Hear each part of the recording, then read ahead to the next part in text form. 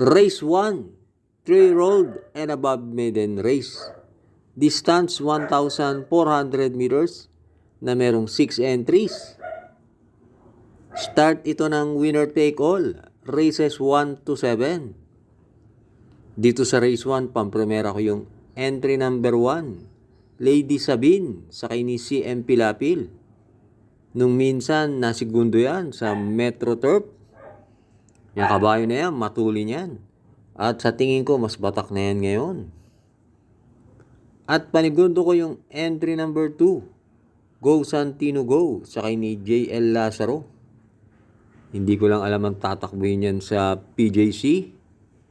Pero yung kabayo na yan, diremate yan, angkop sa kanyang distansya. Kaya dito sa race 1, pampremera 1, Lady Sabine, panigundo 2, Go Santino Go. Race 2, Pilrocom rating base class 4, 42 to 56 is split, distance 1,400 meters na merong 8 entries. Start ito ng peak 6, races 2 to 7. Dito sa race 2, pampremera ko yung entry number 6, Boss Lady, sakay ni Edgy Guerra. Sa karerang to, maraming matulin. Yan si Boss Lady. Diremate yan. At may magandang tempo yan sa PJC, 126.5. At panigundo ko na rin yung entry number 5, Super Daily din, sakay ni Jan Alvin Guse. Pag yan nakakabandera at medyo pinabayaan nila, may panalo rin yan. Kaya dito sa race 2, pampremera 6, Boss Lady, panigundo 5, Super Daily din. Race 3, 3-year-old and above maiden race.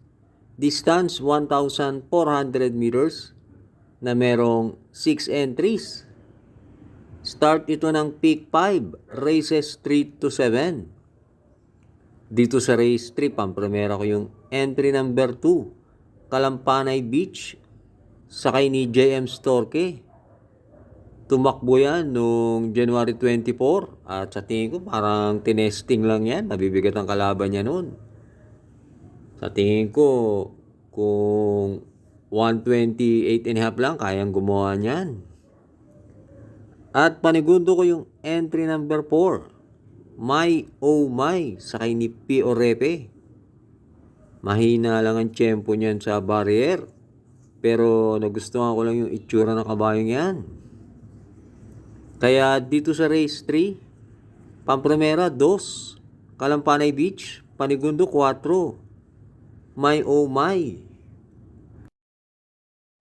Race 4, Pilrocom rating base class 5, 17 to 41 split, distance 1,400 meters na merong 9 entries but 8 in betting option. Start ito ng peak 4, races 4 to 7. Dito sa race 4, pampremera ko yung couple entry na 1 and 1A, Clairvoyant, sakay ni JM Storke, at Magnum Force, sakay ni CL Advincula. Yan si Clairvoyant, merong 128.4. At panigundo ko yung entry number 3, Queen Margot, sakay ni JB Guerra. Last run, di maganda tinakbo niyan. Pero meron yan tempo na 128 sa PJC, kaya hindi ko iiwanan yan.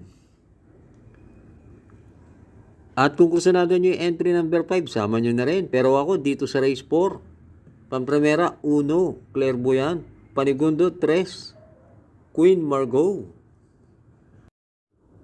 Huwag na wag pong kakalimutan, mag-like and subscribe. At maraming salamat sa ating mga members. Race 5 na tayo.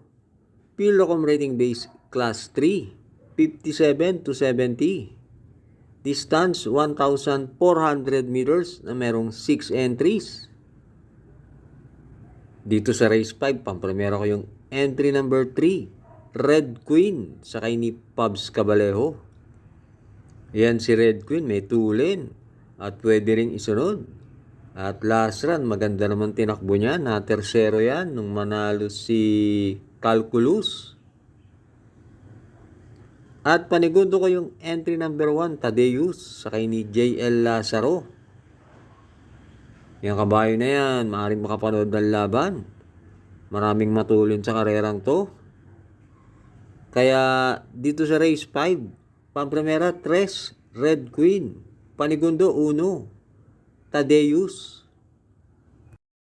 Last double na tayo, race 6, Pilocom rating base class 5. 17 to 41 split. Distance 1,400 meters na merong 8 entries. Itong race 6 sa tingin ko ang pinaka balancing karera ngayong araw. Bahala na kayong magdagdag. Pampremera ko yung entry number 8, Kaboom. Sakay ni Pati Dilema. Maganda ang numero ni Kaboom.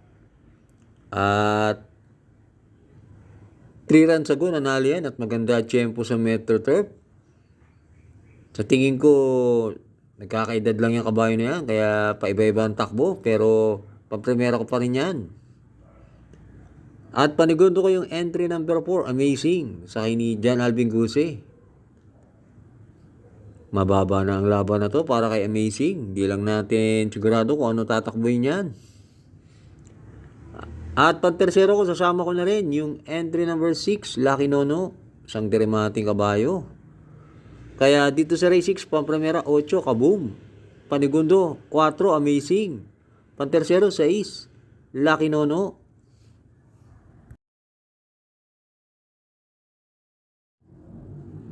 Race 7, ang ating last race. Pilocom rating base class 4, 42 to 56 split. Distance 1,400 meters na merong 9 entries. Dito sa race 7, magtatatlo na ako para tingan pa naman to. Pampremera ko rito yung 4, Graceful Gift, sa kay ni Pabs Caballeo. 2 beses na nanalo yan sa PJC. At maraming matulin, mapapabor sa kanya, tingin ko. At panigundo ko yung entry number 6, Frugality, sa kay ni CM Pilapil. Yung kabayo na yan, kahit hindi mauna, may panalo pa rin yan, ay susunod dyan. At sasama ko na rin yung entry number 7, Justifiably So, sa kay ni RD Raquel, isang imported na kabayo. Kaya dito sa race 7, pampremera 4, Graceful Gift. Panigundo 6, Frugality. Pantersero 7, Justifiably So. Thanks for watching. Lalong-lalo na sa mga laging nakasubaybay. Happy Saturday sa inyo.